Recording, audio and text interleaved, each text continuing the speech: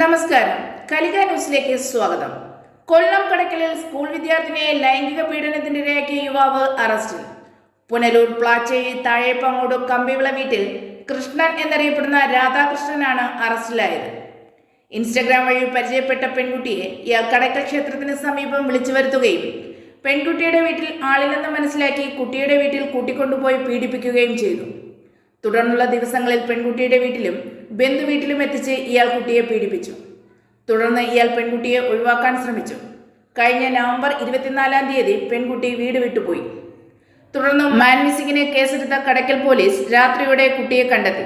Child ലൈനിൽ ഹാജരാക്കിയ കുട്ടിയെ കൗൺസിലിംഗിന് വിധേയമാക്കിയപ്പോഴാണ് പീഡന വിവരം അറിയുന്നത്.